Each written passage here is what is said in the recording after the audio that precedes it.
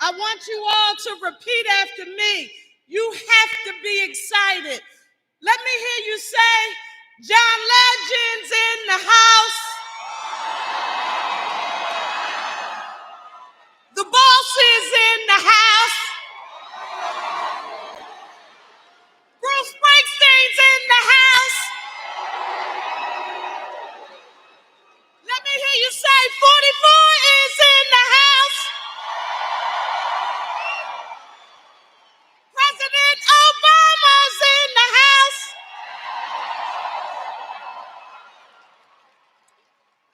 Philadelphia and our brother and sister counties from Bucks, Chester, Montco, Delaware.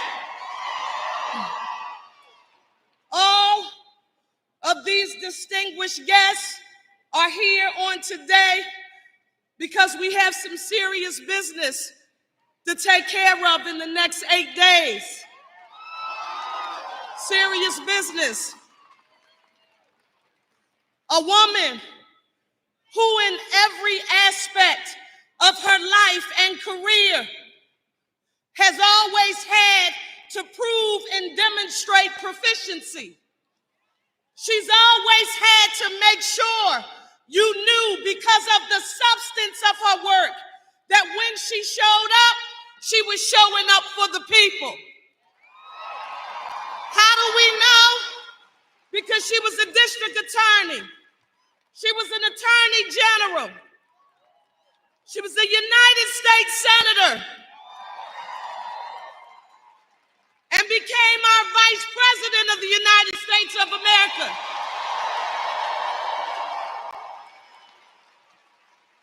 And if we all do what we are supposed to do, she will become our 47th president of the United States of America.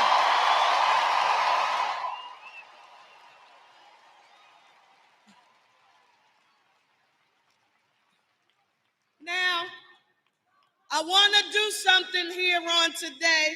Yes, it's true, you all know, because of many of you in this room, I have the great honor and distinction of being the first woman mayor, the 100th mayor, first woman in 341 years in Philadelphia, the birthplace of democracy.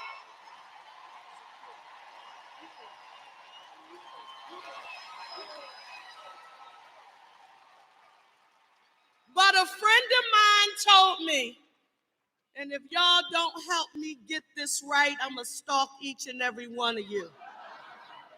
A friend of mine told me that it might be possible for the vice president to see a clip of what I wanted to do. And I said, I don't know, I'm so terrified. I hope this is going to happen, but it doesn't happen without your help. Are you going to rock with me with what I want to do right now? Okay. Since this is a part of her closing argument, and she's always shown up in the court of law representing the people, I want to split the audience in half. You see where I'm pointing to? I want to split you in half. This way. For the people over here, now you got to get it right. This hand. When I point this way, that means everybody here. I want to hear you say Kamala Harris. Let's try it one time. Kamala Harris. Everybody over here. If y'all get this wrong, I'm coming to get you. Everybody over here, I want to hear you say for the people. When I point over here, what are you going to say? When I point over here, what are you going to say? 2, 3.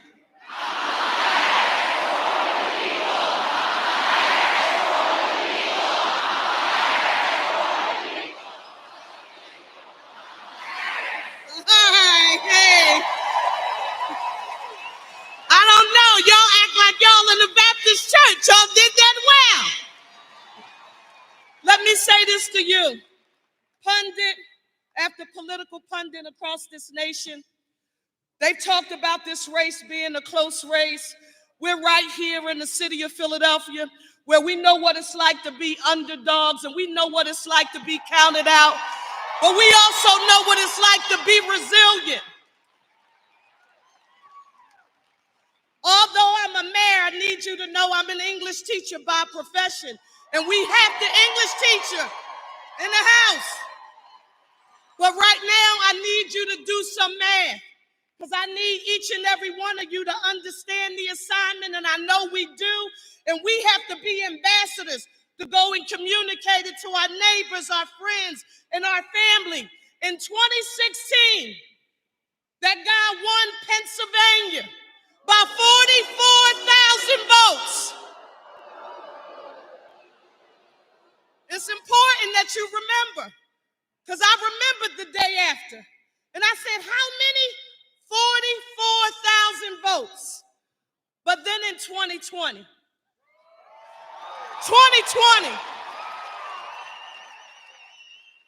the Biden-Harris team crisscrossed this nation and this Commonwealth of Pennsylvania, and we won Pennsylvania by 80,000 votes.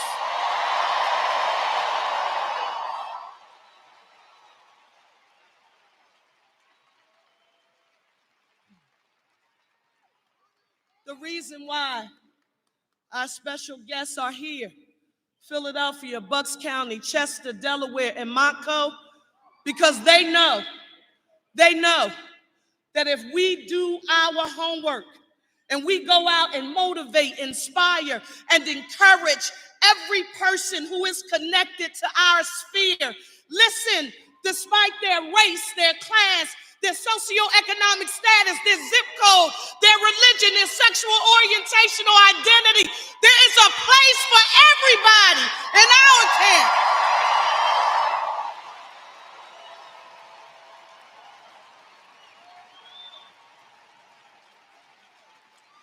We have to remind people that no matter our challenges, as we strive to be a more perfect union, we are still the greatest nation in the world.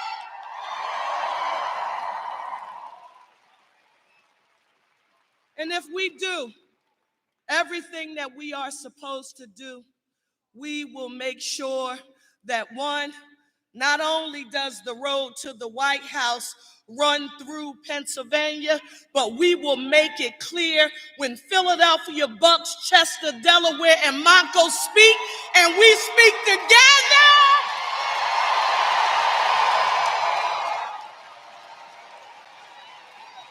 Y'all don't even know how nervous we make them when they see us together, because they peddle in division. They peddle in trying to weaponize government against people who may agree to disagree with them. The very concept of democracy, the promise of our land, of giving people access to the opportunity. Listen, I want you to remember this word, and don't you ever forget it. It is as American as apple pie, and that word is earned. Our vice president has said, when we make her the 47th president of the United States of America, we will have an opportunity economy where all Americans will be put on a path to self-sufficiency. Do you understand how powerful earning is? Giving people access to the opportunity to earn a living wage, to pay for health care and retirement security, to own a home. Those are bread and butter and kitchen table issues that we should never forget. As I close, and they're watching and they're taping, and you better remember this, because I'm coming to get each and every one of you if you don't. We're going to close it out. I want you, one, to put one finger in the air, and I can see you up there, even with the light. I'm trying to unify our city, our region, so we can be one Philly, a united city. And I want to hear everybody who is here. I want to hear you all say, one Philly, a united city. You did that well. Here's the big test. Before we go, this is it. Jesus, let him help us. Kamala Harris. Kamala Harris.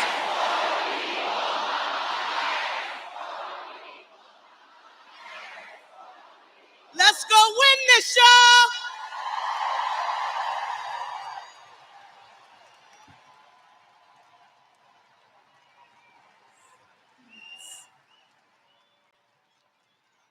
Y'all, I thought we were going to have a little break, but they just gave me the signal.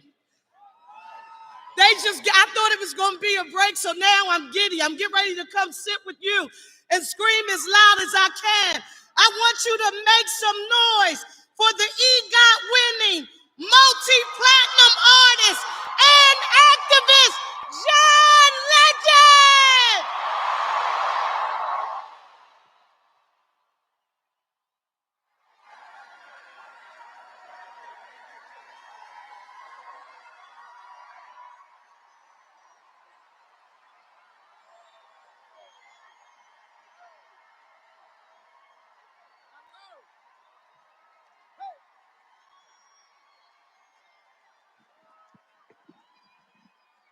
I was born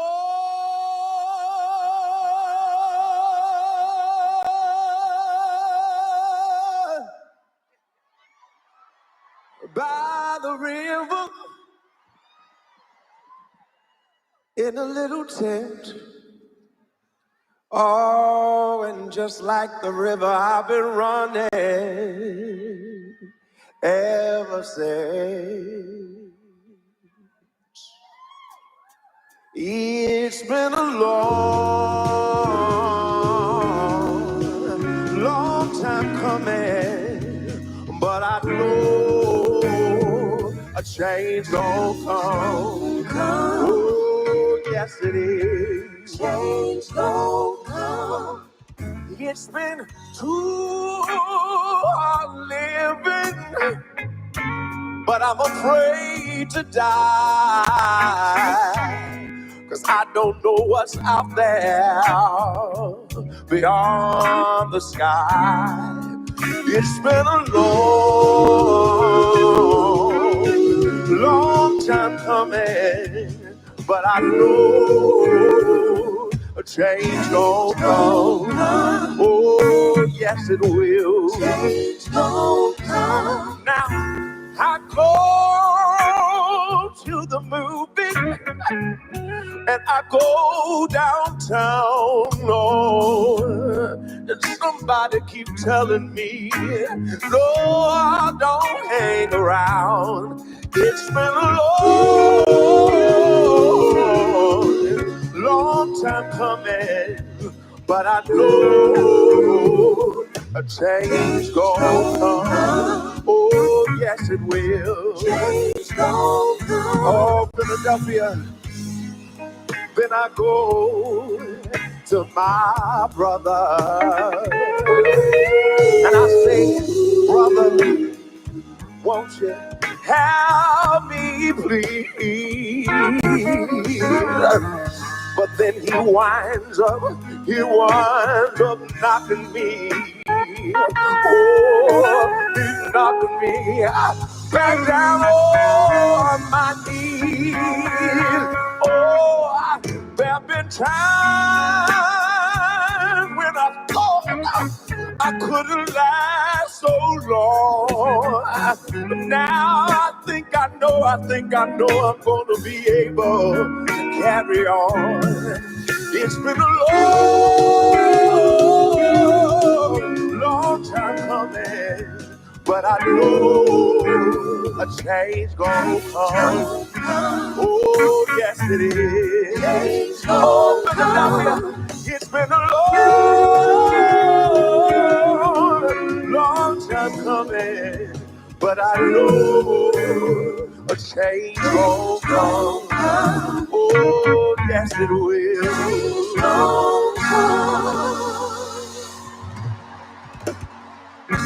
Yeah.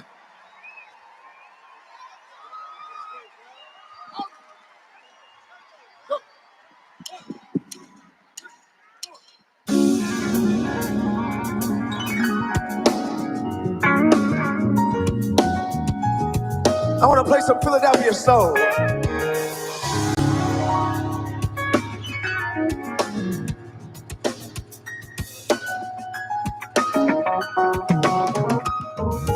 Wake up, everybody, no more sleeping in bed. No more backward thinking, time for thinking ahead. The world has changed so very much from what it used to be. There is so much hatred, war and poverty. Oh yeah, wake up all the teachers, time to teach a new way. Maybe then they'll listen to what you have to say, 'cause they're the ones who are coming up. The world is in their hands. When you teach the children, teach them the very best you can. Hey, the world won't get no better if we just let it be. Oh, the world won't get no better. We gotta change it, yeah, just you and me. Wake up all the doctors, make the old people well. They're the ones who suffer and who catch all the hate. They don't have so very long before that judgment day. So won't you make them happy before they pass away? Oh, and wake up all the builders, time to build a new land. I know we can do it if we all lend a hand. The only thing we've got to do is put it in our minds. Surely things will work out, 'cause they do every time. Hey, hey, the world won't get no better if we just let it be. Oh, the world won't better. We gotta change it, yeah. Just you and me. Oh, yeah, yeah, yeah. I need a little help. I can't do it alone. Can't do it alone. I need a little help, y'all. Can't do it alone. Oh, wake up, everybody. No more sleeping in bed. Wake up, everybody. Yeah. I need a little help. Everybody, do it alone. I need a little help. Everybody, come on, come on. Yeah. Wake up, everybody. No more sleeping in bed. Wake up, everybody. Yeah. I need a little help. Keep doing it alone. I need a little help. Come on, come on. Hey. Wake up, everybody. No more sleeping in bed. Wake up, everybody. Yeah. Oh, I need a little help. Keep doing it alone. I need a little help, y'all. Come on, come on. Hey.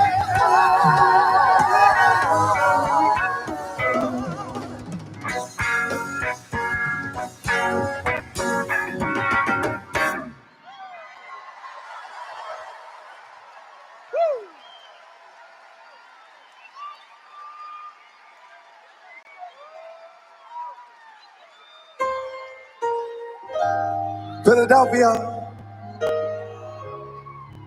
The very first time I played in this building was when I was touring with Alicia Keys back in 2005.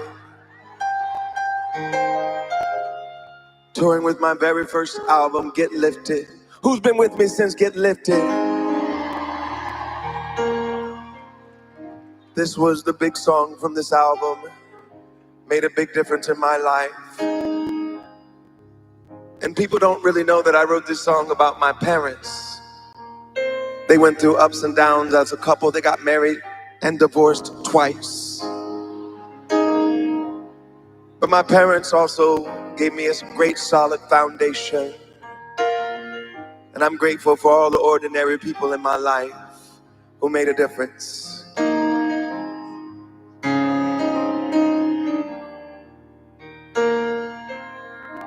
Girl, I'm in love with you, but this ain't the honeymoon. We're past the infatuation phase. Right in the thick of love. At times we get sick of love. It seems like we argue every day. I know I misbehaved, and you've made your mistakes, and we both still got room left to grow. And though love sometimes hurts, I still put you first, and we'll make this thing work. But I think we should take it slow. We're just ordinary people. We don't know which way to go. 'Cause we're ordinary people. Maybe we should take it slow. Sing it with me, Philadelphia. This time we'll take it slow. Come on, take it.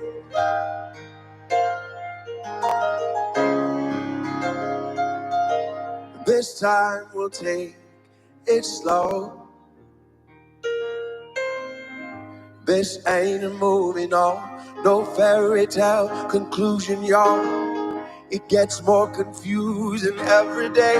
Oh, sometimes it's heaven sent, then we head back to hell again. We kiss, then we make them on the way.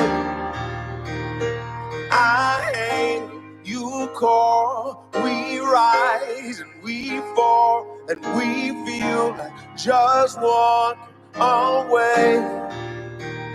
But As our love advances, we take second chances.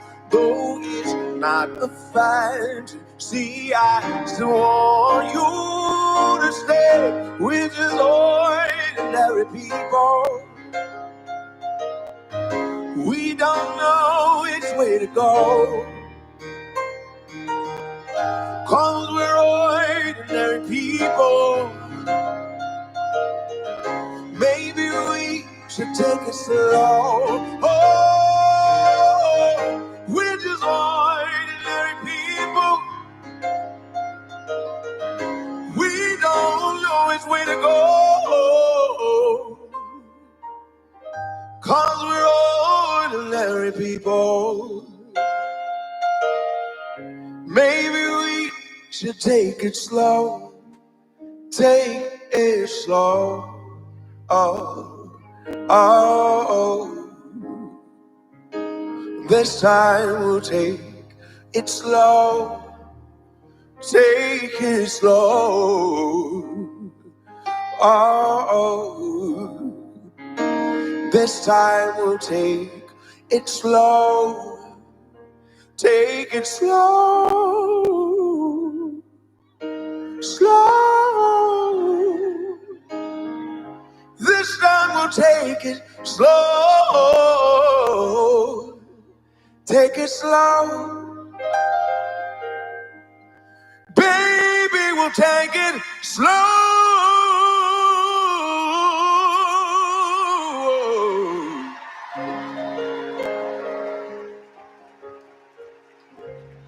This time we'll take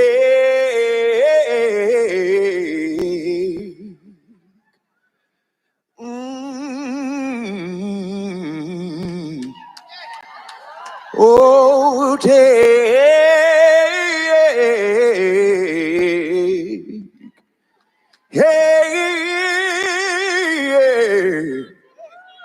we'll take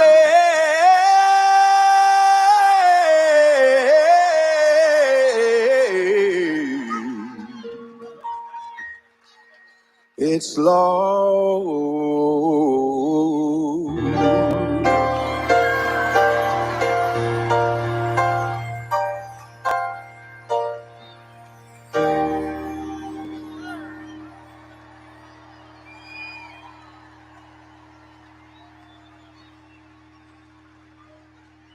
How we doing tonight, Philadelphia?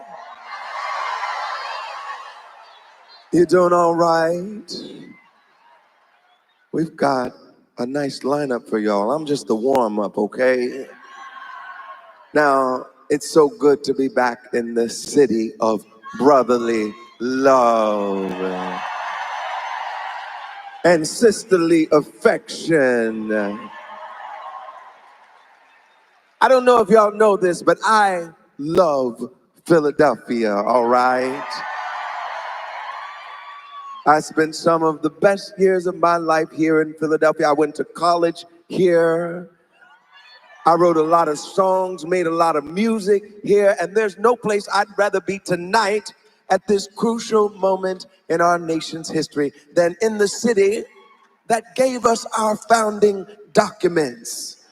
The city that gave us the blueprint for the great democracy that we've become. And I'm so proud and grateful to have been invited here by the next President of the United States of America, Kamala Harris. Yeah. Doesn't that sound good? Next President of the United States, Kamala Harris. Well,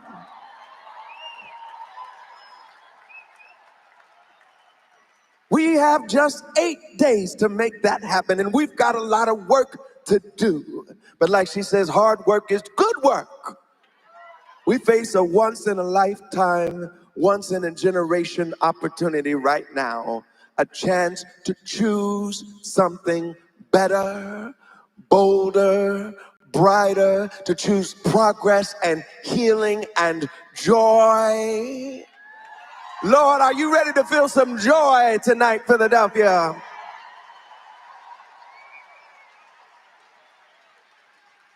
Too many of our brothers and sisters are still struggling. We're hungry for a new generation of leadership, a leader who is focused on solving the problems we face right now, not focused on the gripes and the divisions and the petty grievances of the past. Well, Philadelphia, I want you to know this. Kamala Harris sees you. She hears you. She's been all over town listening to you. And she's ready to fight for you just like she always has. She knows that there's something else fundamental at stake in this election. Freedom is at stake in this election. The fundamental rights and freedoms that our ancestors marched for and organized for and voted to secure. Kamala Harris knows these rights are fragile, and she's committed to protecting them. She's committed to fighting for our freedom. Kamala Harris wants every child to have the freedom to fulfill their God-given potential. She's fighting to help new parents afford the essentials in their lives. She's fighting for your freedom to afford your rent, to buy your first home, to build generational wealth for your family, your freedom to love who you love.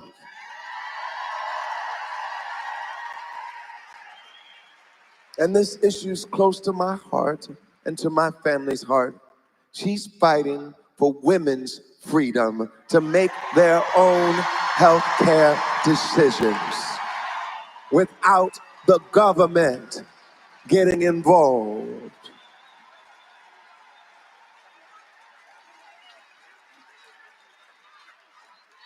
And she wants to make sure we secure the freedom that unlocks all these other freedoms. The freedom to vote. Kamala Harris is fighting for these freedoms for every American, whether they vote for her or not. She'll be a president for every American. And the contrast could not be clearer. Donald Trump had 4 years. We saw what he did with those 4 years.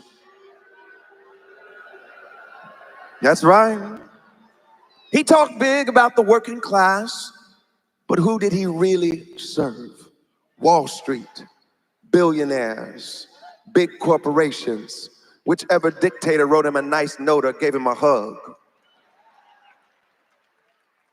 And while Americans were asking for help, he handed out tax cuts to the wealthy, fought to strip families of affordable health care, and cheered on the bans that ripped away women's reproductive freedom. He failed miserably when America faced the biggest pandemic in a century. He was unprepared, incompetent, and woefully unserious. When neo-Nazis marched in the streets of Charlottesville, Virginia,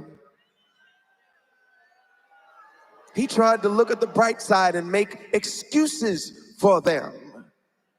And when America decisively, 7 million votes decisively, fired Donald Trump from his job, he encouraged a mob of his minions who threatened the life of his own vice president and imperiled the peaceful transfer of power for the first time in our nation's history. And even now, as Americans are calling out for leaders who are focused on their problems, he's more focused on crowd sizes. That's his vision of how he uses his power, keeping himself and his rich friends rich, ignoring struggling families, and sowing division and fanning the flames of hate and violence in this country. Now, if you had the good sense to fire someone who was obviously so terrible at their job, so toxic, so destructive. Philadelphia, there's no way in hell you would rehire that person.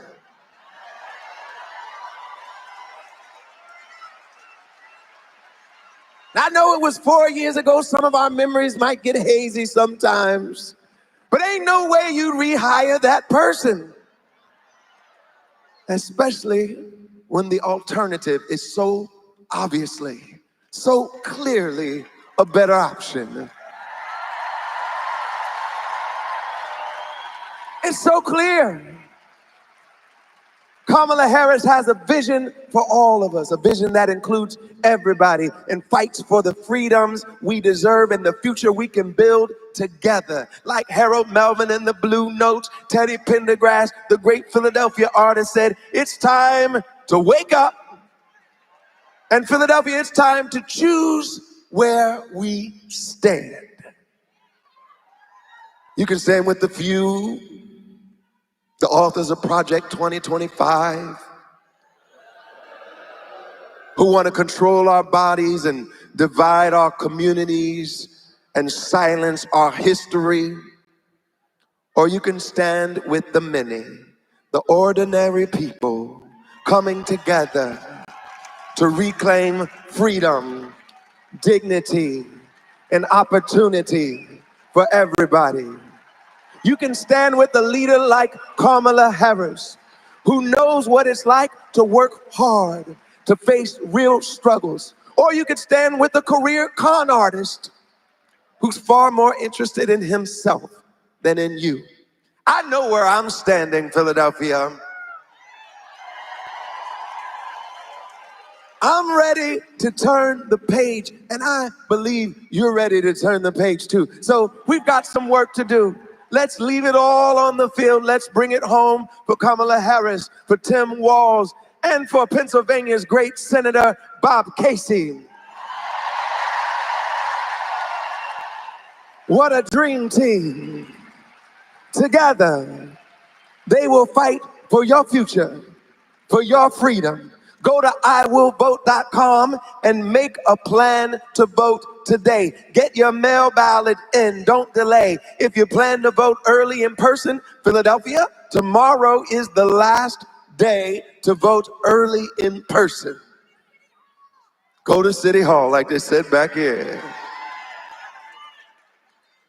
I believe in all of you, and I believe in a brighter tomorrow. I believe that a change is gonna come, Philadelphia. And I believe we're gonna send Kamala Harris to the White House. I hope you're ready to fight for what you believe in. Are you ready to fight, Philadelphia? Like our future president says, when we fight,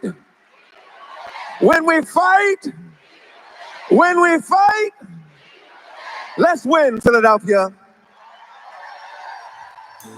One day, when the glory comes, it will be ours. It will be yours. Oh, one day. You want to start over? Let's start over. Make sure we're synced up. We're going to get it right. Here we go. One day, when the glory comes, it will be yours. It will be yours. Oh, one day, when the war is won, we will be sure. We will be sure. Oh, glory, glory, glory. Oh, glory, glory. Oh, glory, glory, glory. Oh, glory, glory. Now the war is not over. Victory isn't won. But we'll fight on to the finish.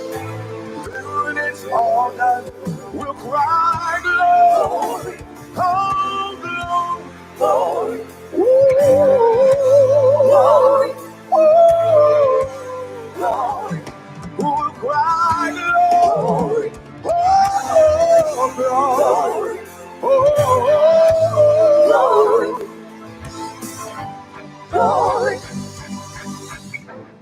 this song, Glory, with my friend Common for a film called Selma. Selma celebrated the life and work of Dr. Martin Luther King Jr. and everybody who marched with him so we could finally have the right to vote in this country for everybody. Common called me up in the fall of 2014, and he said that the director of the film, Ava DuVernay, was looking for a song for the end credits of the film. And I was the first person they thought of. We wrote Glory, not only inspired by the story of the film, but by the protesters who were marching for justice in the streets of America in our present day. We won the Academy Award for Best Original Song in 2015. I'll never forget that night. We stood on the stage and we said, Selma is now, because we know the struggle for justice is far from over. We know there's backlash. We know there's resistance, but we'll keep fighting. And one day, when the glory comes, it will be ours.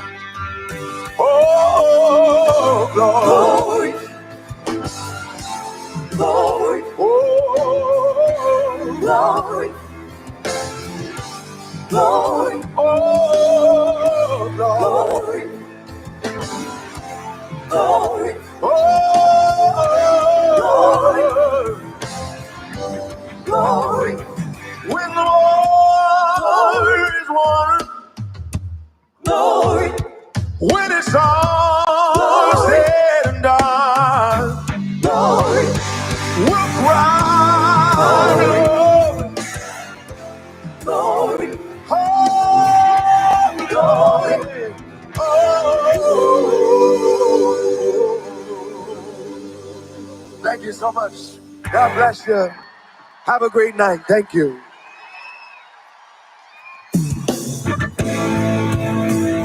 Thank you. Thank you.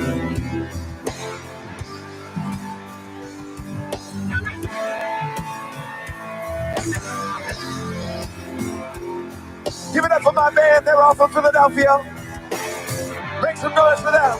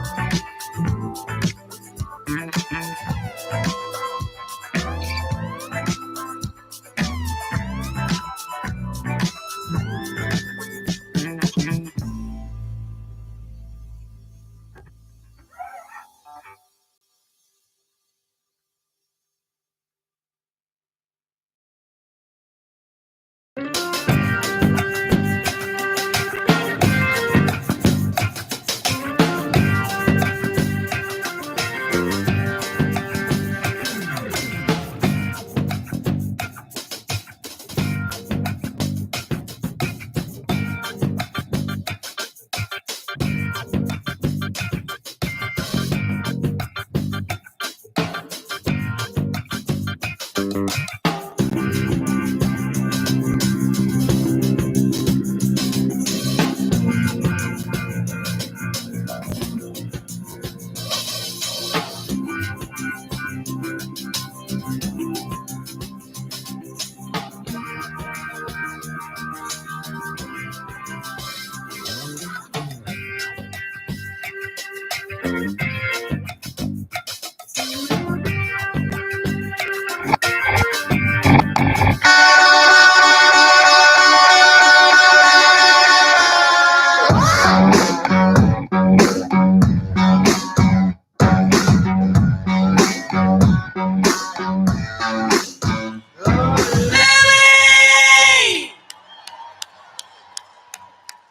What's going on, Philly? My name is Tahita Smith. I'm a regional organizing director in West Philly.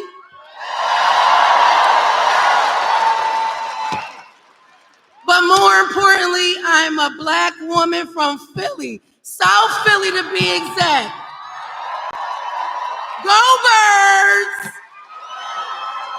Exactly. Listen, what I've learned from my years of grassroots organizing is that change comes when we make it. Listen, everybody knows about Philly people. When we fight, we do what? Exactly. So it's people like me and you and these crowds all around that make the difference. And we change the world. Everybody's here because they know Philly wins this election. We all know how high the stakes are in this election. And I'm going to be real with you. Now I'm talking to all of you. I'm going to be real with you. The huge volunteer effort to contact voters is how we win. We win this thing on the ground. We win this thing on the ground. Not on Zoom, not on social media. We win this thing on the ground. So when I'm out knocking on doors, I come across people that aren't registered to vote, don't want to vote, sat out an election or two, or just need a little extra push to get them to the polls. Because we still got a lot of people on the fence, y'all. I don't know how, but we still got a lot of people on the fence. And we have to make the difference in order to change whatever other outcome could be on November 5th. Because we only know it's only one outcome, right? It's only one outcome, right? So listen, I challenge you, better yet, I implore all of you to get involved. Get involved. But I like you, Jazz. Between Vice President Harris, who's fighting to chart a new way forward, lower costs, and protect our freedoms, and the other cat, Donald Trump. Get him out, get him out. He's running on this extreme Project 25 nonsense and wants to raise costs by like $4,000 per person and ban abortion nationwide. Now, I don't know where all of you were in 2020, but I was at Temple University Hospital watching people die with COVID. That's where I was in 2020. And we ain't going back. We not going back.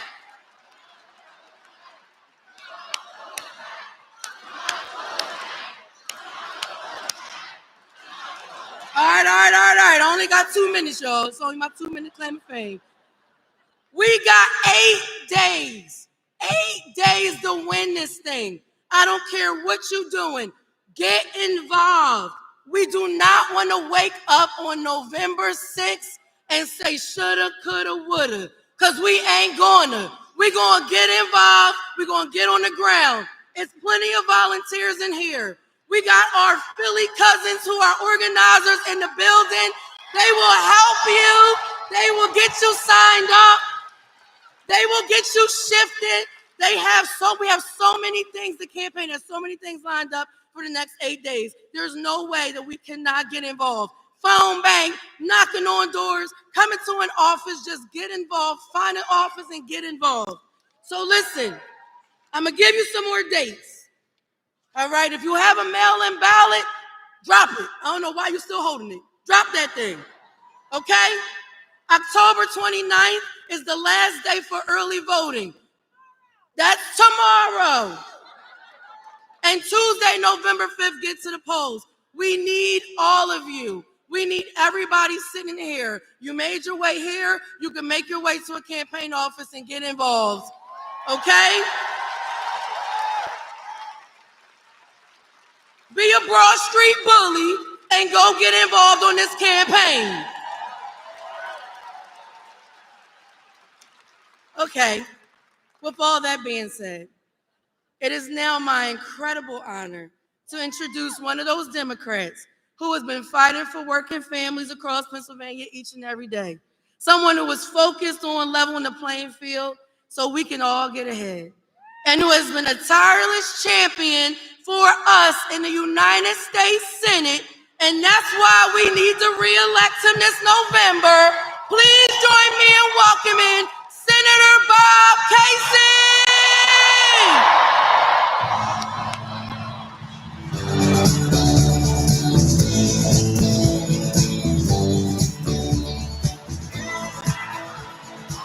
Thanks, everybody. Let's hear it for Tahita.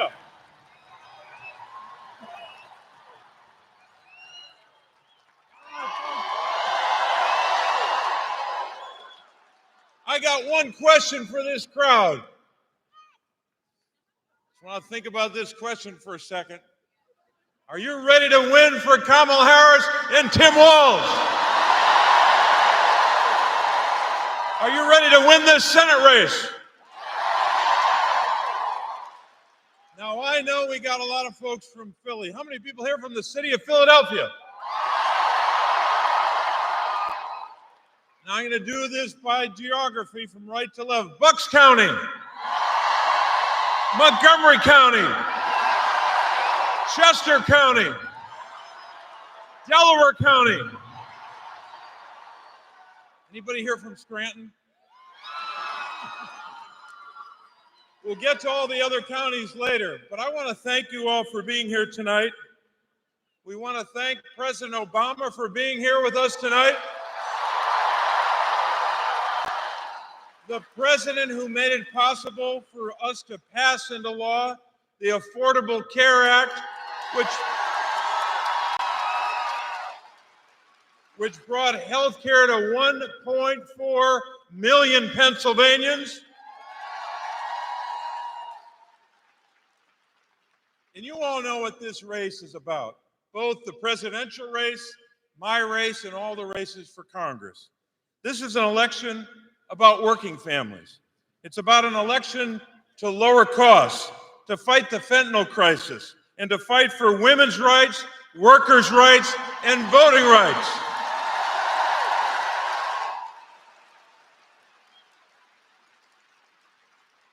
I want to spend a couple minutes, sorry about this, I want to talk about my opponent for a couple minutes.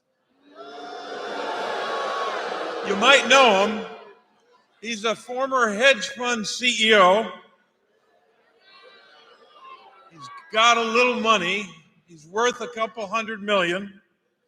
And while I was delivering for the people of Pennsylvania, delivering for our families, investing in our schools and our communities, he was running this hedge fund and delivering for China. That's what he was doing. He started this campaign lying about living in Pennsylvania. He was living in Connecticut. The Associated Press told us that. Not that I remember the date, but it was August 14th, 2023. Just read it, take a look at it. He didn't vote in Pennsylvania for 15 years. He even told stories about how he grew up. He said he came from nothing. At one point, he said he was a farmer, and he was a hedge fund CEO. So he doesn't understand our Commonwealth, and he doesn't understand the people of our state that make Pennsylvania what it is.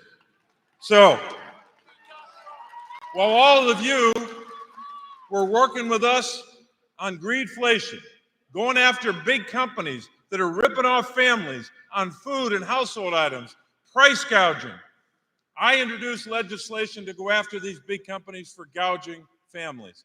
You know who opposed that bill? My opponent. He's wrong about that. We should go after those companies and hold them accountable. So, you know where he is. He's on the side of big corporations and billionaires. He's already promised them that he's going to vote for their tax cuts for those big companies and billionaires that I've already voted against. And I've told them if they try to increase taxes on working families to give a tax cut to billionaires and big corporations, I'm voting against them.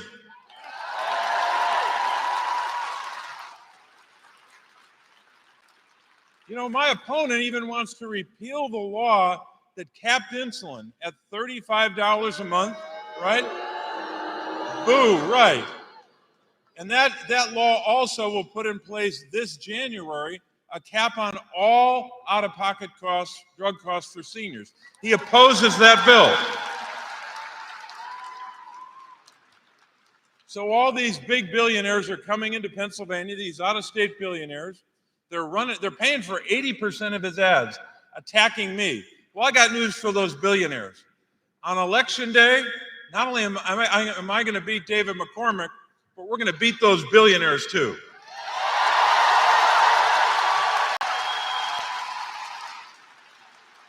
So I think it's pretty clear that people of our state can't trust my opponent to be for families, can't trust my opponent to stand up for seniors, and certainly can't trust my opponent to stand up for women's reproductive rights. You know what he said. You know what he said when Roe v. Wade was overturned. Here's what he said. He said that quote made him very, very happy. I don't believe our daughters should have fewer rights than their mothers or their grandmothers. Right? So we got some work to do. We've got to keep working like you all are. So many people here, every one of you is doing something already. You're here tonight. Some of you are knocking on doors. Most of you are writing postcards, making phone calls, contributing to this campaign and to Kamala Harris's campaign. So we got some work to do. And I know you've already done work, not just for days or weeks, but for months. But I have to ask you, are you ready to keep working these next 8 days to elect Kamala Harris and Tim Walz? I know you're ready, and I know you won't slow down.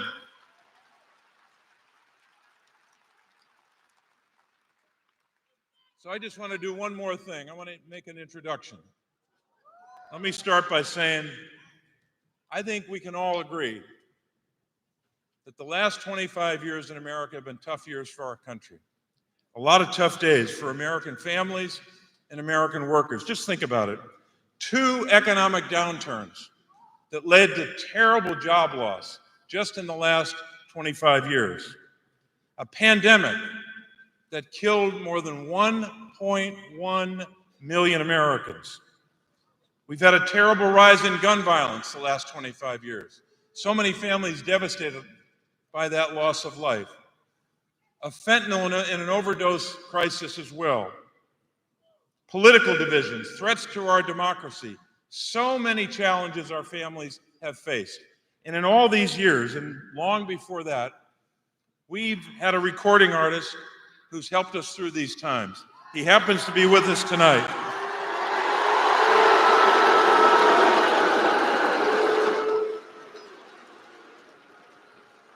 For those watching on television, that was Bruce. They were saying Bruce. This recording artist has helped us through a lot of dark times. He's helped lift up our families at those times and during happier times. His songs are like a hymnal. They're like a prayer for our country. These songs that he has written and that we know so much about, these songs are full of gratitude and sometimes full of grief. They're songs full of celebration and reflections on the country we are and who we hope to be. Whether it was Thunder Road or Born to Run or we take care of our own. Whatever album or whatever song you've listened to, he's made an impression on all of us and our families. And when I think of we take care of our own, I think of how we do this as a Commonwealth and as a country. We take care of our children. We care about those kids. We take care of seniors. We take care of veterans. We take care of people with disabilities. We fight for our workers. That's taking care of our own, right? And one more thing. There's a line in that song, We Take Care of Our Own, when Bruce says, I've been looking for the map that leads me home. That map, he knows, and the reason he's here tonight, that map is the map of the Commonwealth of Pennsylvania. He's helping us get there.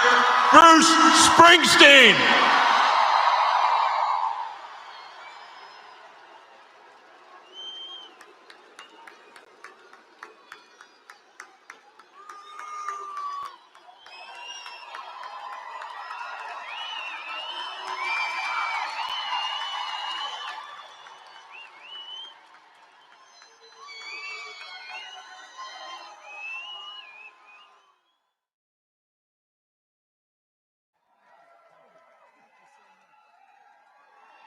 Thank you, Senator Casey. Hello, Philadelphia. All right.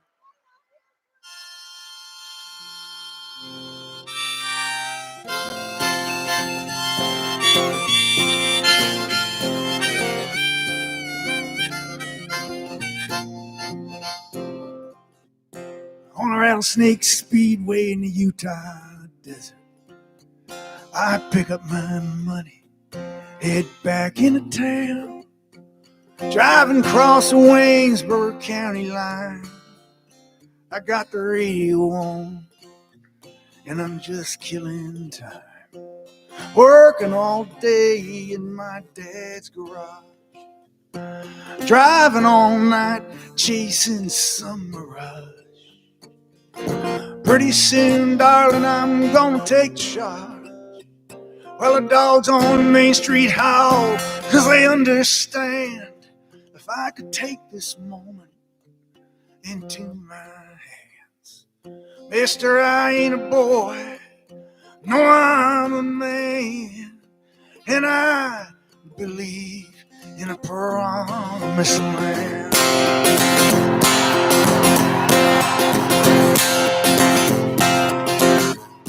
I've done my best now to live the right way. I get up every morning and go to work each day. But your eyes go blind and your blood runs cold. Sometimes I feel so weak, I just wanna explode, explode and tear this whole town apart. Take a knife and cut this pain from my heart.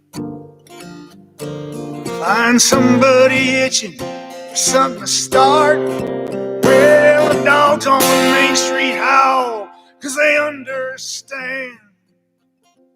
If I could take this moment into my hands, mister, I ain't a boy, no, I'm a man, and I believe in a promised land.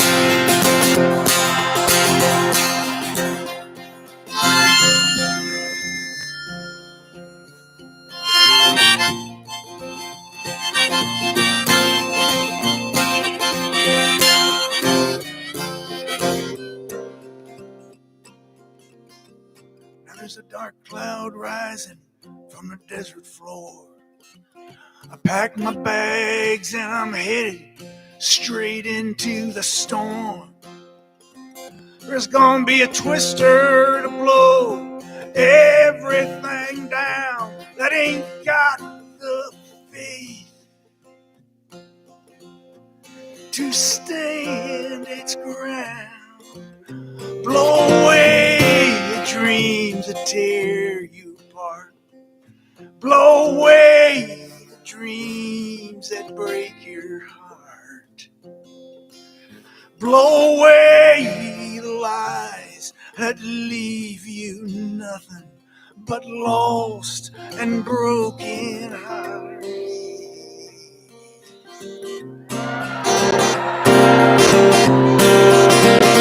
Well, the dogs on Main Street howl, they understand.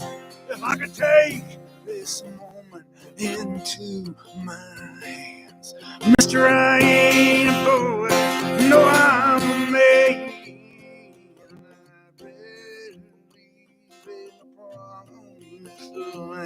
And I believe in a promised land, and I believe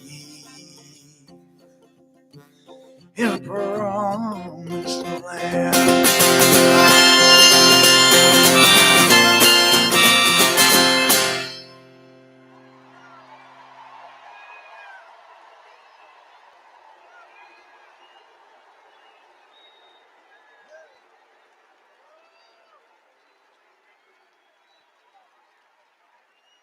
Thank you, Philly. I'm Bruce Springsteen, and I'm here today to support Kamala Harris and Tim Walz, and to oppose Donald Trump and J.D. Vance. Here's why. I want a president who reveres the Constitution, who does not threaten but wants to protect and guide our great democracy, who believes in the rule of law and the peaceful transfer of power, who will fight for women's rights, a woman's right to choose, and who wants to create a middle-class economy that will serve all our citizens. There's only one candidate in this election who holds those principles dear. That's Kamala Harris. She is running to be the 47th president of the United States. Donald Trump is running to be an American tyrant. Now, I understand folks having different opinions about things, but this election is about a group of folks who want to fundamentally undermine our American way of life. Donald Trump does not understand this country, its history, or what it means to be deeply American. That's why on November 5th, I'm casting my vote for Kamala Harris and Tim Walz.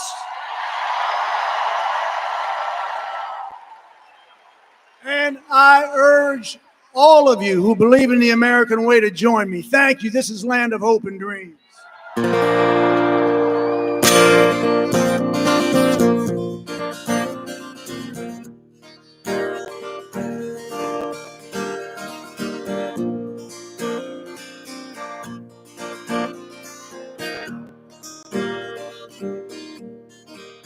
Grab your ticket and your suitcase.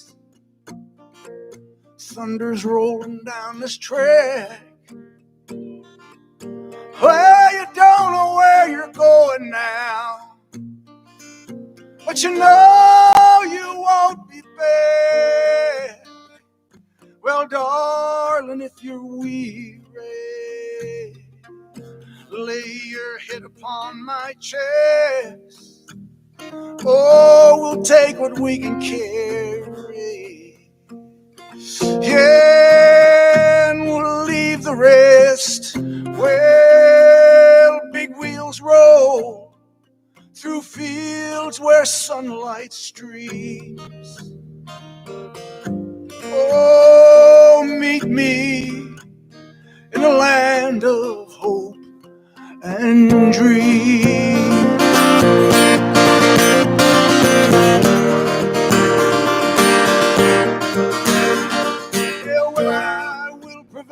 For you, oh, and I'll stand by your side, 'cause you'll need a good companion now, all for this part of the ride. Yeah, leave behind your sorrow, let this day be the last. Yeah, tomorrow there'll be sunshine. and all this darkness past.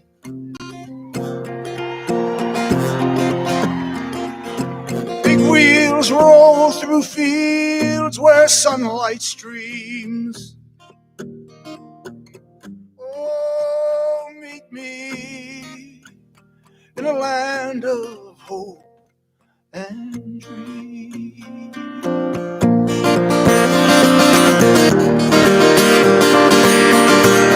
Well, this train carries saints and sinners. Oh, this train carries losers and winners. This train carries hard gamblers. Oh, this train carries lost souls.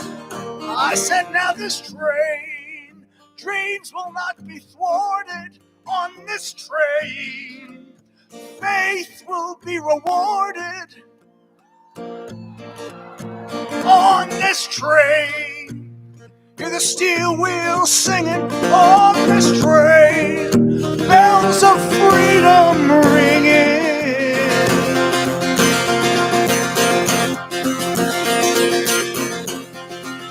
Well, big wheels roll through fields where sunlight streams.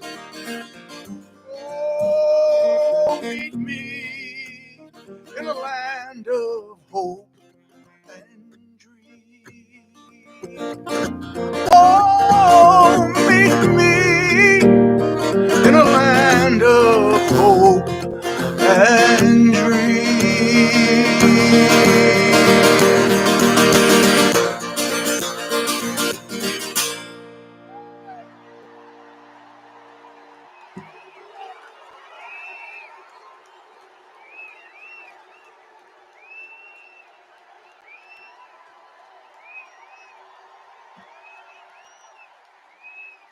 All right.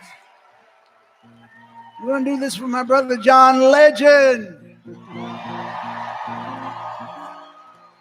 John does the most beautiful version of this song I have ever heard. So here's a little entertainment for you.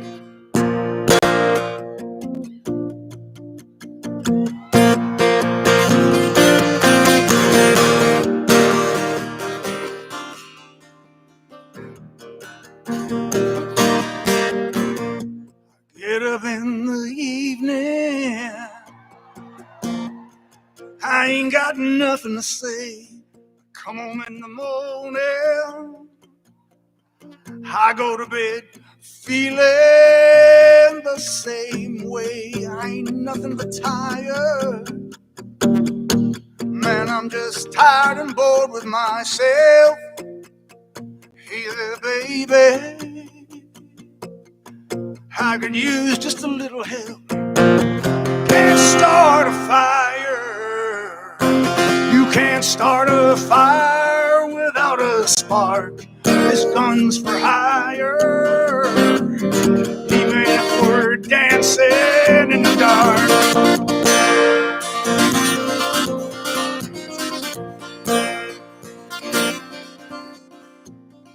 Messages keep getting clearer. Radio's on and I'm moving around the place. Check my look in the mirror. Wanna change my clothes, my hair, my face. Man, I ain't getting nowhere. Oh, just living in a dump like this. There's something happening somewhere. I just know this. Can't start a fire. Can't start a fire without a spark. This gun's for hire.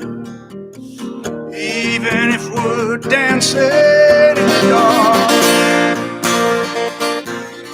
Oh, sit around getting older. There's a joke here somewhere, and it's on me. Shake this world off my shoulders. Come on, baby, have a laugh on me.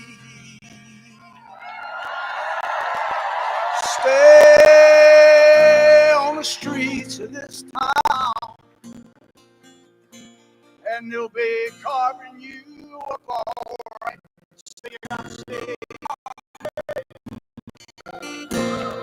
Well, I'm just about starving tonight. I'm dying for some action. Sick of sitting around here trying to write this book. I need a love reaction. Come now, baby, give me just one look. Can't start a fire. Can't start a fire. This comes for higher. Even if we're just dancing in the dark, they can't start a fire. Word about your little world falling apart. This gun's for hire. Even if we're just dancing in the dark. Hey, baby, let's vote for Kamala Harris and Tim Walz. November 5th, I'll see you on higher ground.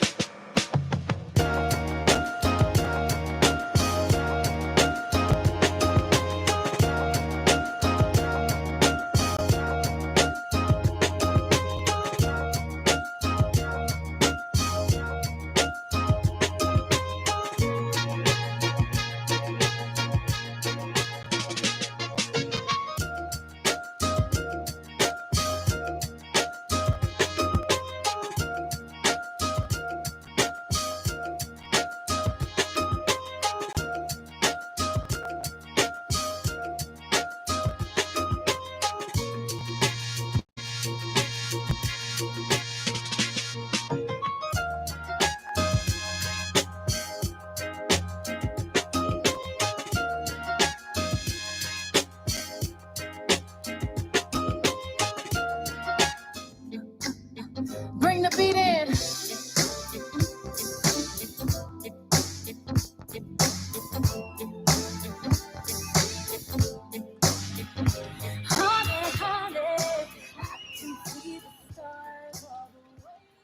How we doing tonight, Philly?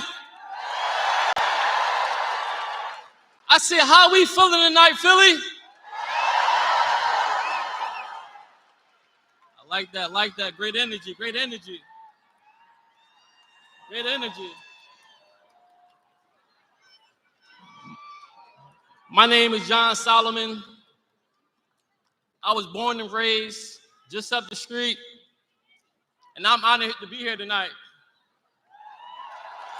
Honored.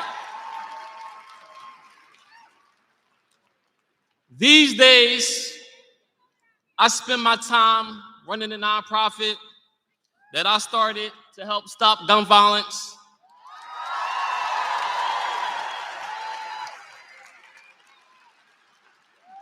Right here in the city of Philadelphia, and help our communities get ahead.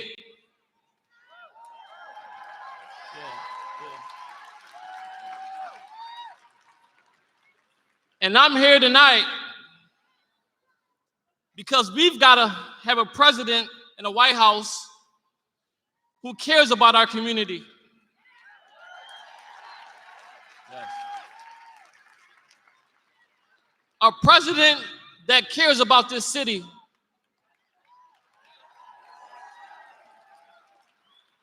A president that understands the problems that we're working with.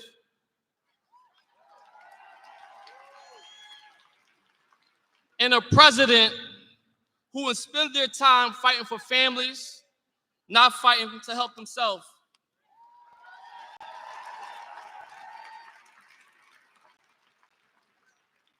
We need someone who believes in freedom,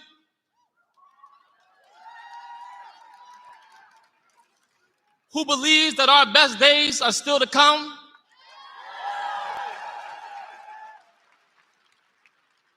we deserve a president who would take us forward, not back.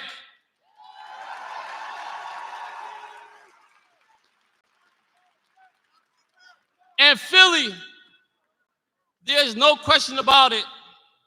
That person is Kamala Harris.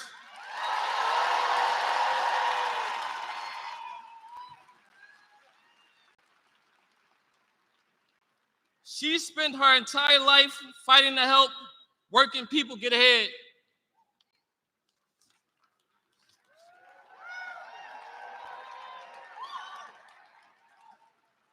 Compare that to the other guy.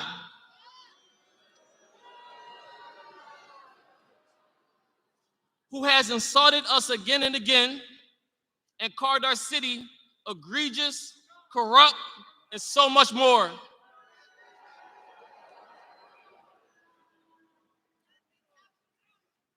The truth is, Trump doesn't care about us. He never has, and he never will. He only cares about himself. Just look at what his plans are. He wants to raise costs on families by nearly $4,000 a year.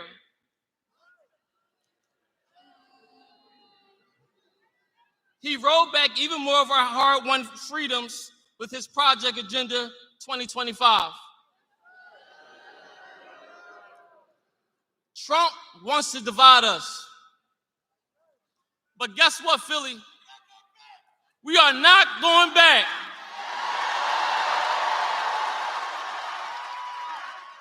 We are not going back.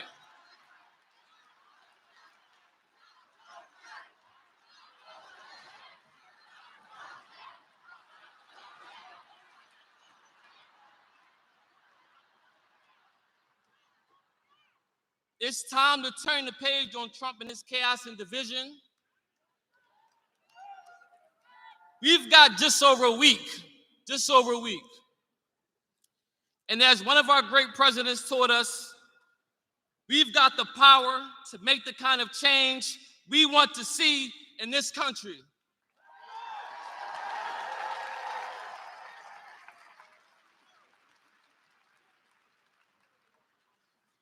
You know, guys like me too often feel like our voices don't matter. But I stand here today as a little black kid from North Philadelphia.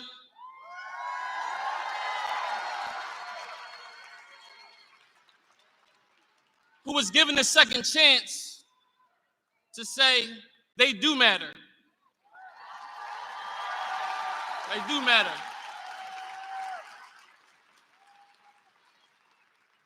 And when we use them, we can change the world.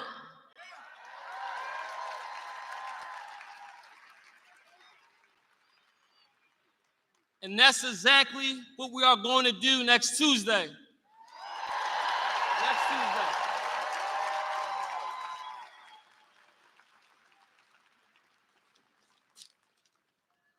Now,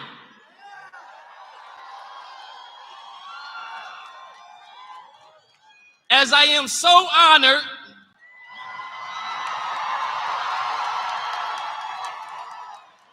to introduce the man Pennsylvania helped elect in 2008,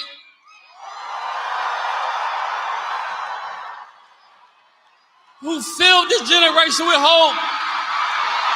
Number 44, President Barack Obama.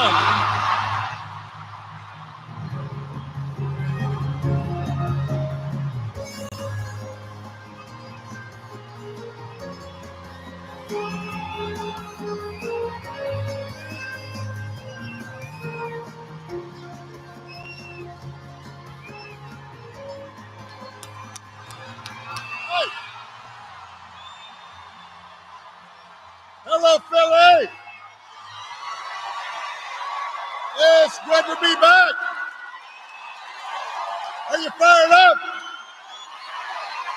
Are you ready to go? All right. It is good to be back in Pennsylvania, good to be back in Philadelphia. Give it up for John and his outstanding introduction. Yeah, it's good to be back. Y'all in a good mood. The Eagles looked good yesterday.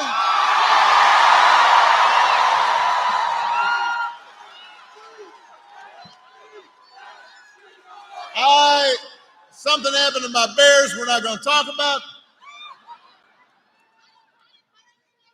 And it is good to be back with a couple of great friends. Give it up for John Legend and Bruce Springsteen.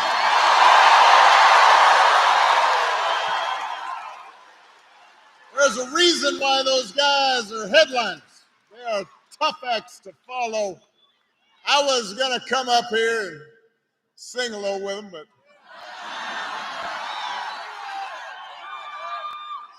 you know, you don't want to do this too often. You know, the people might start taking me for granted.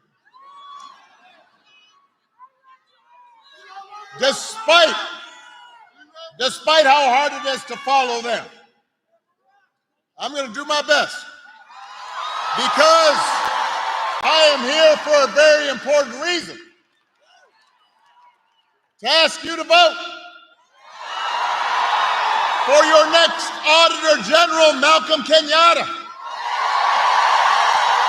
For your next Attorney General, Eugene DePascale. For your next State Treasurer, Aaron McClellan. For the Speaker of the Pennsylvania House, Joanna McClinton. And for my dear friend and your outstanding United States Senator, Mr. Bob Casey. And for the next President of the United States, Kamala Harris. Come on.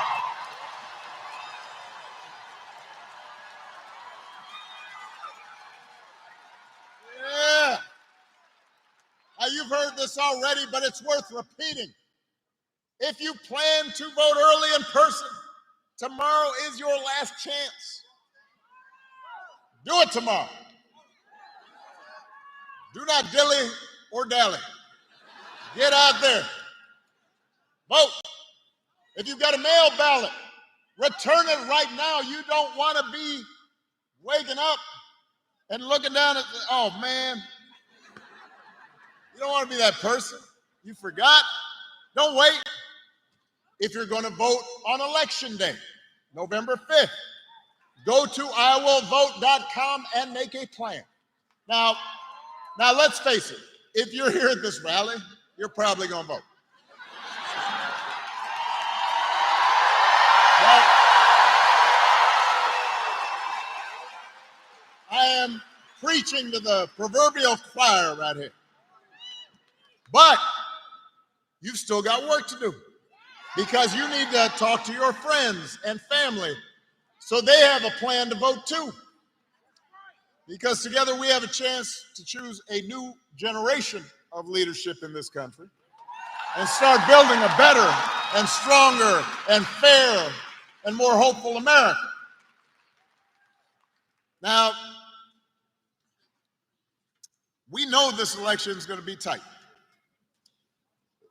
It shouldn't be, but it will be, because a lot of Americans are still struggling. I mean, we have been through a lot over the last few years. A historic pandemic that wreaked havoc on communities and businesses, and then disruptions from the pandemic caused price hikes, and that put a strain on family budgets. And people started feeling like no matter how hard they worked, they were just treading water. So I get why people might want to shake things up. I understand that. What I cannot understand is why anyone would think that Donald Trump will shake things up in a way that is good for you. Because there is absolutely no evidence that this man thinks about anybody but himself. I've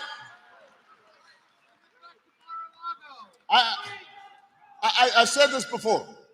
Here's a man, a 78-year-old billionaire who has not stopped whining about his problems since he rode down that golden escalator 9 years ago. He's still tweeting all times of night, all caps. When he's not complaining, he's trying to sell you stuff. Trying to sell you gold sneakers. Trying to sell you a $100,000 watch. Says it's a Swiss watch. They can't find where in Switzerland it's actually made. But he wants to sell you a Trump Bible. Do not boo, vote. Remember that. I want everybody to understand, nobody can hear your boos, but they can hear your vote.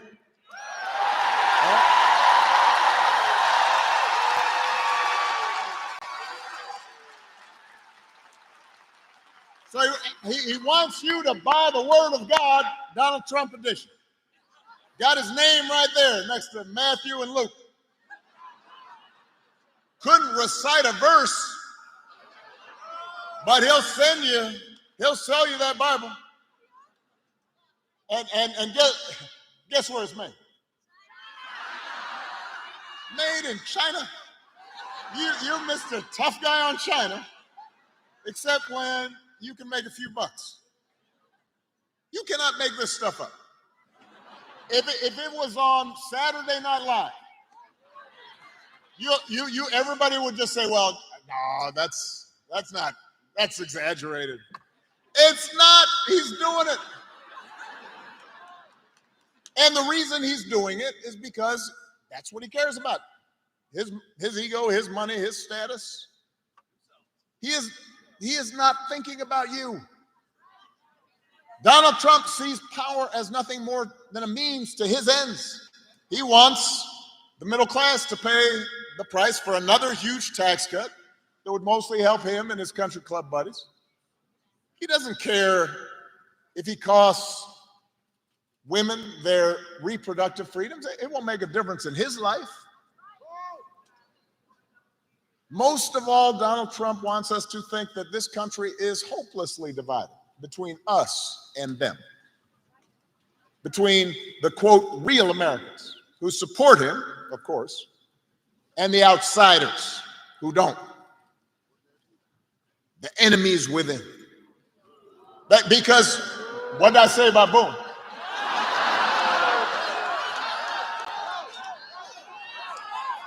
Vote.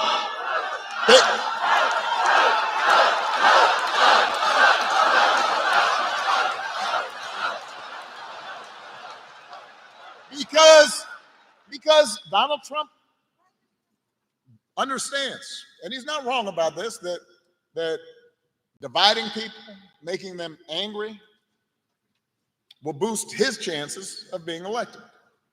It's not good for the country, but it might improve his odds. We saw it last night. I know nobody's going to boo now. All you're going to do is vote. Hold on a second. So the man holds this big rally at Madison Square Garden. And the warm-up speakers were saying we're trotting out and peddling the most racist, sexist, bigoted stereotypes. One guy called Puerto Rico, quote, an island of garbage. Now, these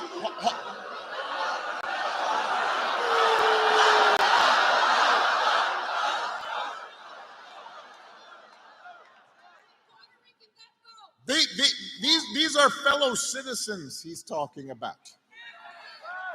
Here in Philadelphia, they are your neighbors. They are your friends. They are your co-workers. Their kids go to school with your kids.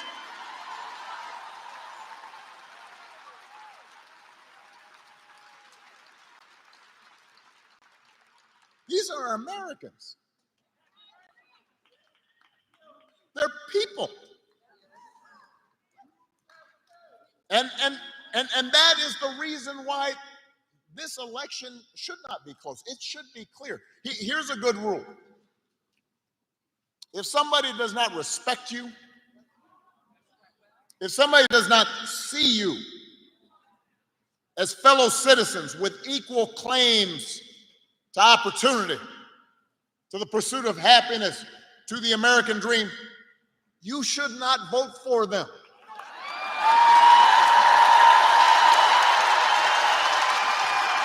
You should not expect them to make your life better. They will not help you make they will not help you pay the bills. They're not gonna work hard to make sure your kid gets a good education. They're not gonna help you with a down payment on a house. I mean,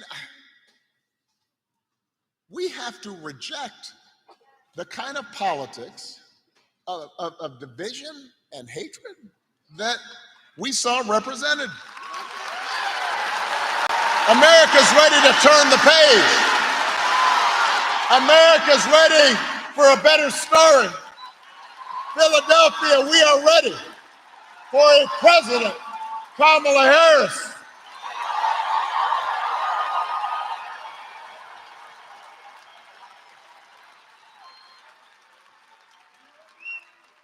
And the good news is Kamala Harris is ready for the job. I mean, this is a leader who has spent her life fighting on behalf of people who need a voice and need a champion. Kamala wasn't born into privilege. She was raised in a middle-class family, worked at McDonald's when she was in college to pay her expenses. She didn't just pretend to work at McDonald's when it was closed.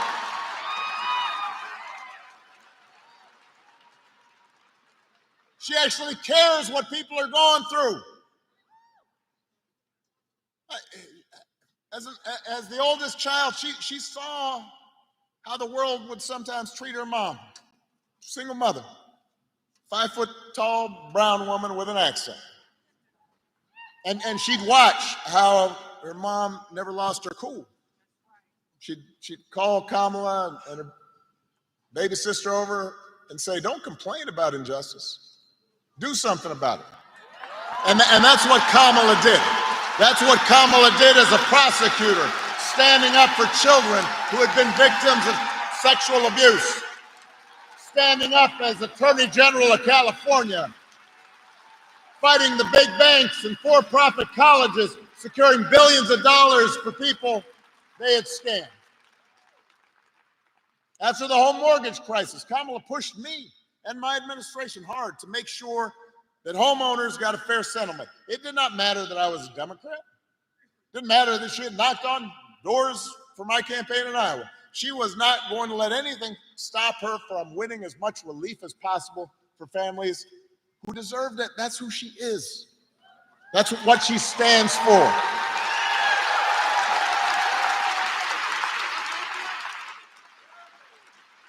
You may not agree with every decision she makes. You didn't agree with every decision I made.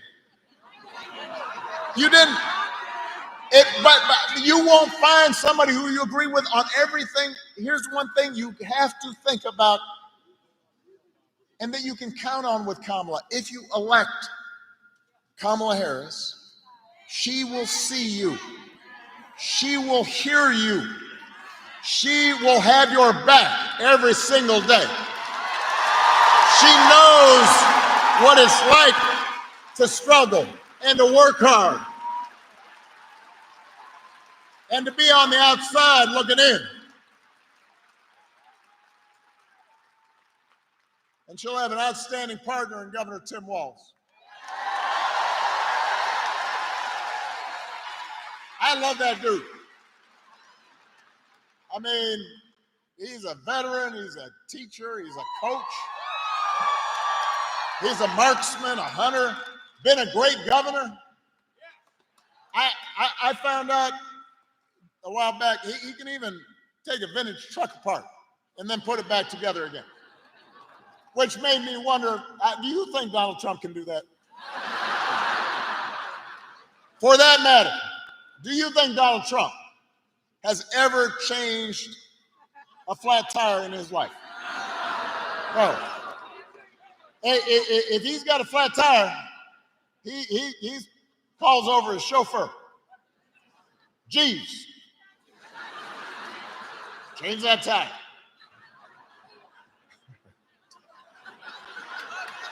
I don't know that his name is actually Jeeves, but it might be.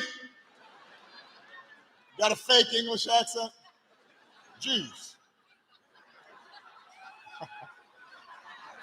Hey, listen, the point is, if you elect Kamala and Tim, they won't be focused on their problems, they'll be focused on your problems. They actually understand that too many folks here in Pennsylvania and across the country are struggling to pay the bills. They know what it's like to struggle to pay the bills. Now, even though wages have been steadily growing, inflation is finally slowing. The price of everything from healthcare to housing to groceries, it's still too high for a lot of folks. And that hurts. The question is, who's actually going to do something about it? I knew you guys knew the answer, but that was a rhetorical question. But let me expand. So, on the economy, which all the polls show that's people's main concern, Donald Trump's main idea is to give another massive tax cut to billionaires and big corporations. Now, do not boo. No, that's the last time I'm going to say it. I know y'all got it now. Now, I have heard, because I'm talking to folks, and what I understand is some people are saying, well, I remember the economy when he first came in, that was pretty good. Yeah, it was good because it was my economy. Yes.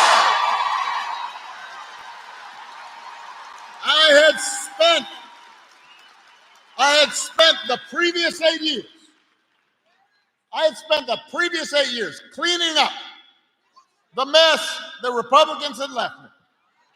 Financial crisis, Great Recession, the auto industry flat on its back. And after those 8 years, I then handed over 75 straight months of job growth to Donald Trump. And all he did was give a tax cut to people who didn't need it, drove up the deficit in the process. Now he wants to do it all over again.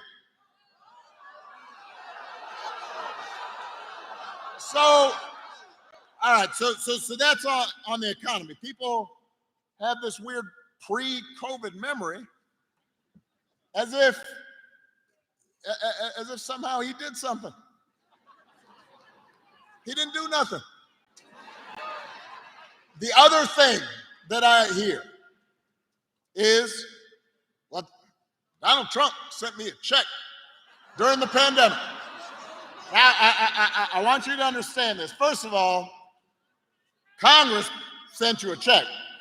Democrats and Republicans, in the midst of a crisis, passed a law so that people could absorb not working during COVID. And by the way, Joe Biden also sent you a check during the pandemic. Just like I gave people financial relief during the Great Recession, the difference is Joe Biden and I didn't put our names on the check because it wasn't about feeding our egos or advancing our politics. It was about helping people out during a tough time. So don't be fooled. I'm serious, because I've heard this a bunch of times. Well, I got a check. Don't be fooled into thinking that somehow that was something special. Do not fall for that okie doke. Do not be bamboozled. Don't be hoodwinked. And don't get fooled when he talks about health care either. If you ask Donald Trump, what's his idea to make health care more affordable, he's got one answer, which is, well, we're going to replace Obamacare, Affordable Care Act. He's not actually sure why it should be replaced, except for the fact that I did it. I have space in his head. But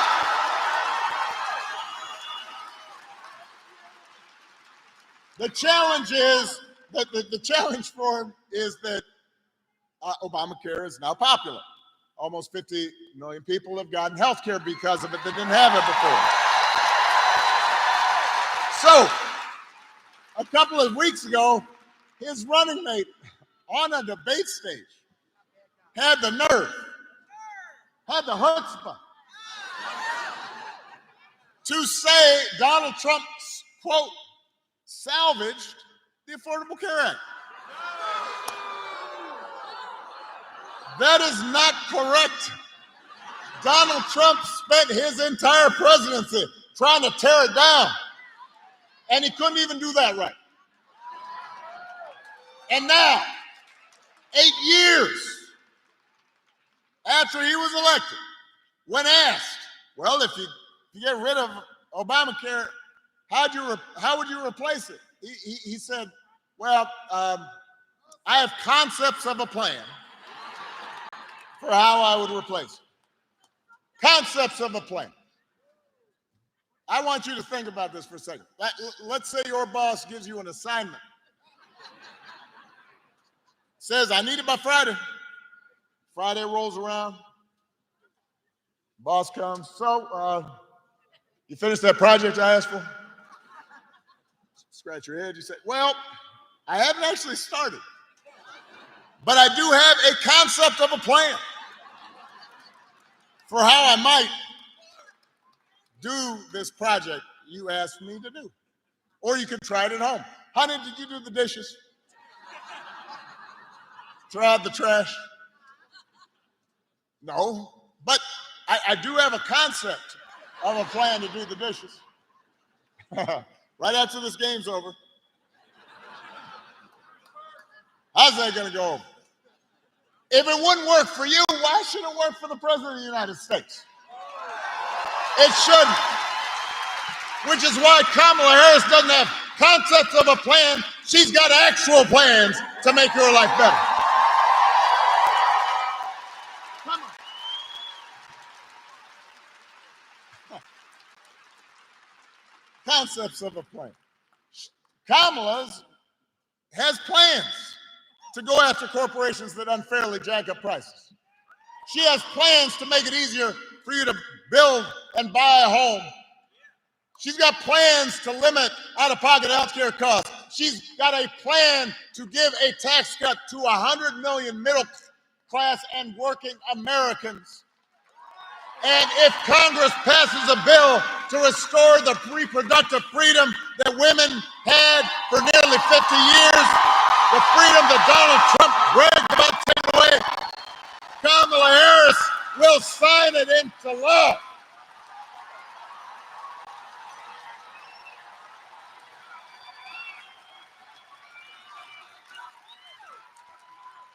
That's who Kamala Harris is. That's what she stands for, not concepts of a plan. Actual plans. Now, if you challenge Trump on his concepts, you say, well, those don't make sense. That's not well thought out. That's impractical. I don't understand that word salad you just issued. He will fall back on one answer. Blame immigrants. He wants you to believe that if you reelect him and let him round up whoever he wants, ship him out, detain him, all your problems will be solved. Now, well, this has traction among a bunch of voters, so I want to talk about this for a second. I want everybody to understand this. We have a real issue at our borders. We are a nation of immigrants. But, so somewhere in your family, somebody came from somebody else. It came from someplace else. We are a nation of immigrants. But we're also a nation of laws. And we have to make sure the system works the way it's supposed to, that it's orderly, that it's safe, that it's fair. But here's the thing I don't understand. If you are concerned about immigration, if you think it's a top problem, I want you to just ask yourself this simple question. Donald Trump, J.D. Vance, they're always talking about, well, Kamala's been vice president for 4 years. You know, so she has to take responsibility for all that, even though she wasn't actually president. Well, wasn't Donald Trump president for 4 years? Somehow that's conveniently forgotten. But I haven't forgotten. If rounding up and deporting millions of people, many of them women and children, if rounding up millions of desperate people is the answer to everything, why is it that the number of undocumented immigrants was basically the same when Trump left office as when he took office?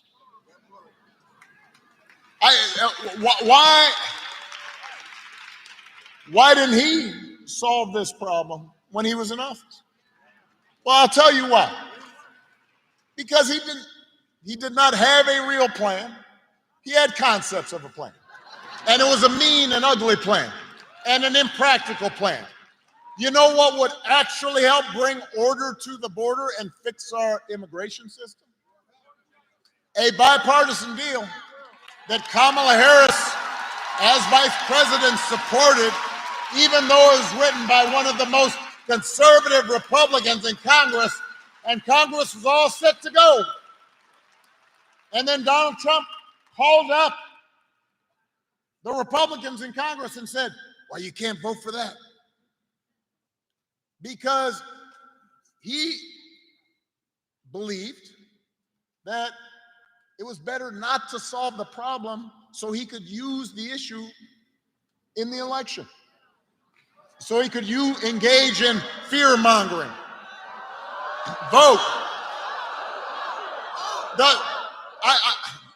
We do not need a president who will make problems worse just to make his politics better.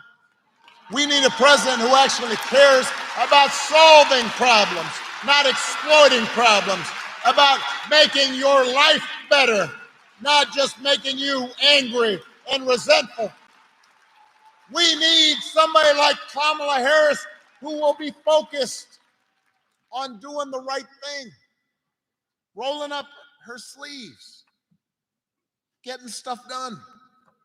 And to help her do it, she's going to need a Senate full of public servants like Bob Casey.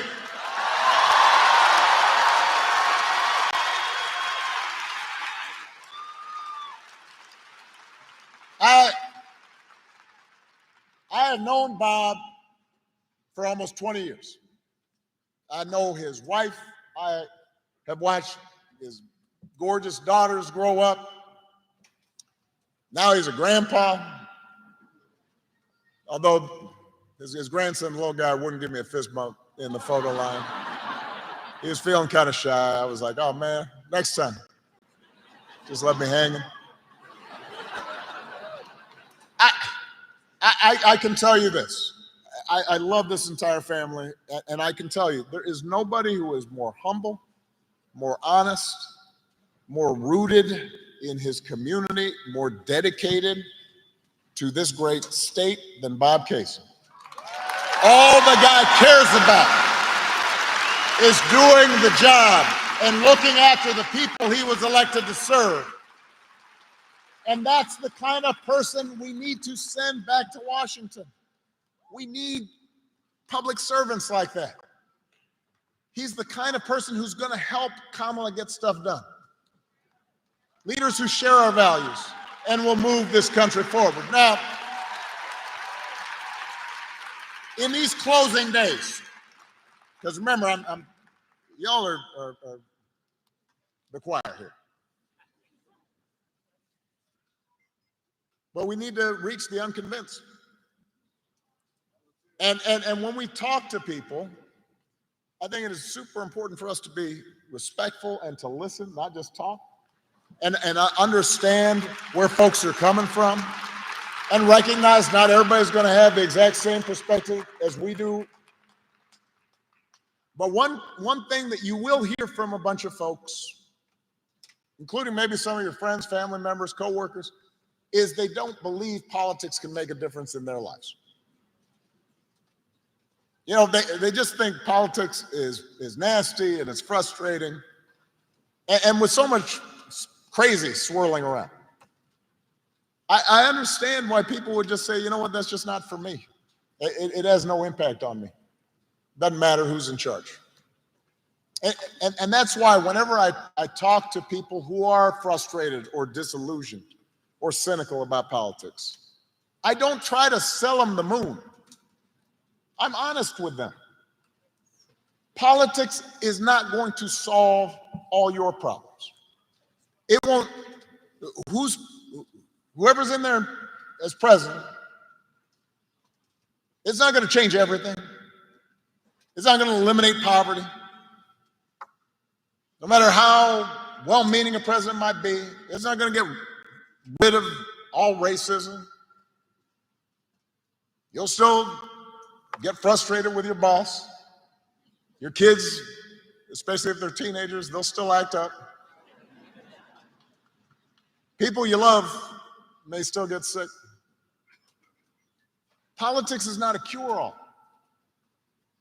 But your vote matters because government, a president, a senator, they can make your life a little better or a little worse. And that little better adds up. And that little worse adds up too.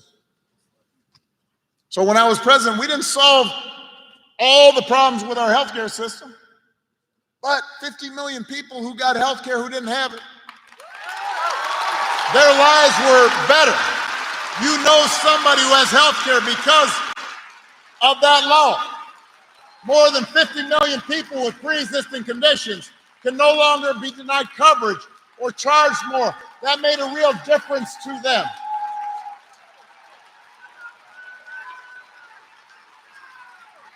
The Biden-Harris administration making insulin, capping it at 35 bucks. Making prescription drug prices cheaper. That helped somebody. It made their lives a little better. And that all that better adds up. Now the reverse is true. And I'm going to give you one more example. When I was president, we put together an entire playbook for how to deal with the pandemic. We had dealt already with H1N1 right at the first year of my term. We dealt with Ebola in my second term. And so we said, you know what? Scientists are telling us that eventually there's going to be a serious airborne pandemic. Let's put together a plan. And we gathered all the experts. We put together a playbook. We had all of our agencies come together. Let's practice the same way we do with natural disasters. If this happens, what are we going to do with schools? What are we going to do with coordinating with public health programs at the state level? How do we accelerate vaccination? We had all this all set up. And so I presented it just like I did those 75 straight months of job growth to Donald Trump. I said, here you go. And apparently that was dumped in the trash. 3 years later, a pandemic hits. Now, I want to be fair about this. No matter who was president, this pandemic was going to be a massive crisis. People were going to get sick. People were going to die. There were going to be businesses shut down, travel restrictions. I mean, this was a once in 100 years pandemic. But if you look at a country like Canada, their per capita death rate was 60% lower than the United States. Now, I want you to do the math. Over 1 million people died during the pandemic here in the United States from COVID. 60% of that number is 600,000 people. That's people's grandparents, parents, co-workers, friends. There are people in this auditorium who were affected by that. Some of those folks would be here if we had had a competent response. Not somebody who was suggesting injecting bleach, but somebody who was actually working in a serious fashion to make things better. So if somebody tells you this election doesn't matter, just remind them, please. It makes a difference when you've got a leader who sees you and cares about you and is serious and honest. It will affect your life. You may not see it right away, but it will. And if that's not enough, then also please remind them that any election is about more than just policies. It's also about values. It's also about character. Some of you know that when I was growing up, I didn't have a father in the house, but I did have people around me. Stepfather, grandparents, teachers, coaches, most of all my mom, who taught me the difference between right and wrong, who showed me what it meant to be honest and to be responsible and to work hard and to treat other people the way I wanted to be treated. And I did not always live up to those values when I was a teenager. I partied a little too much. But over time, I internalized them, and I tried to live up to them. And I suspect most of you grew up the same way. And one of the most disturbing things about this election and about Trump's rise in politics generally is how we seem to have set aside the values that we were taught. I mean, a few weeks ago, we had one of the deadliest hurricanes in American history. And while President Biden and Vice President Harris were in some of the communities that were affected, meeting with local officials, comforting families. Donald Trump and his running mate were out there circulating stories about how the Biden administration was withholding aid and giving it to undocumented immigrants and not giving it to Republican counties. Even Republicans on the ground said it was a bald-faced lie. And my question is, when did that become okay? No matter where you stand on the issues, why would you go along with that? If your coworkers acted like that, they would not be your coworkers for very long. If you had a family member who acted like that, you would still love them, but you would not trust or put them in charge of anything. And yet, time and again, when Donald Trump lies or cheats or shows utter disregard for our Constitution, when he calls service members who died in battle losers and suckers, when he calls fellow citizens vermin, people make excuses for it. And I see it. I mean, look, if you're a Christian and you care deeply about the abortion issue, I understand that, but does that mean you'll support somebody who seems to violate pretty much every precept of the Ten Commandments? If you are a service member and you're somewhat conservative and you're used to voting Republican, I can understand it, but somebody who genuinely does not believe in duty and honor and does not understand why anybody would sacrifice themselves on behalf of their country, why would you do that? If you're a Muslim American and you're upset about what's happening in the Middle East, why would you put your faith in somebody who passed a Muslim ban and repeatedly suggested that somehow you weren't part of our American community?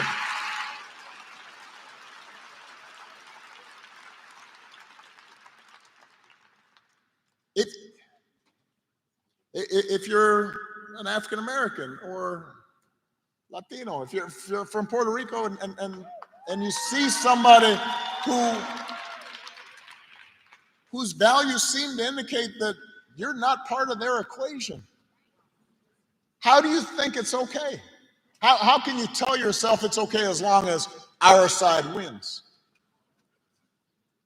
And I've noticed this especially with some men who seem to think Trump's behavior is somehow a sign of strength. Sort of the macho, fake macho thing. And,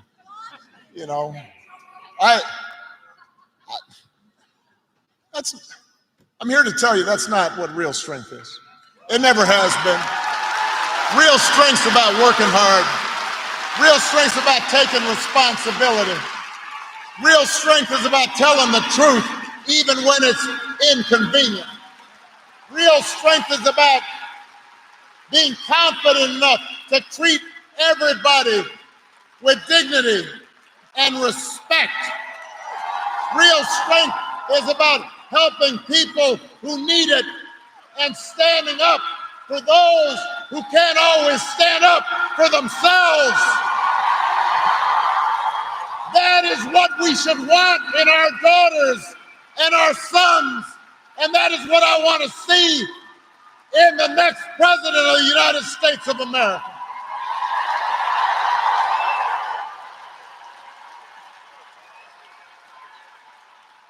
And the good news is that you have candidates to vote for in this election who demonstrate that kind of character, who know what real strength looks like, who will set a good example and do the right thing and leave this country better than they found it. And Pennsylvania, that is the choice in this election. It's not just policies that are on the ballot, it's who we are and what we stand for. So whether this election is making you feel excited or scared or hopeful or frustrated or anything in between. Do not sit back. Don't just hope for the best. Get off your couch and vote. Put down your phone and vote. Vote for Kamala Harris as the next president. Vote for Tim Walz as the next vice president. Vote for Bob Casey and this whole incredible Pennsylvania Democratic ticket. Help your family and friends and neighbors and co-workers go to the polls. If enough of us make our voices heard, we will leave no doubt about the outcome of this election. We will leave no doubt about who we are and what America stands for. And together we will keep building a country that is more fair and more just and more equal and more free. That is our task. That is our responsibility. Let's go do the work. Thank you, Philadelphia. Thank you, Pennsylvania. Let's go vote.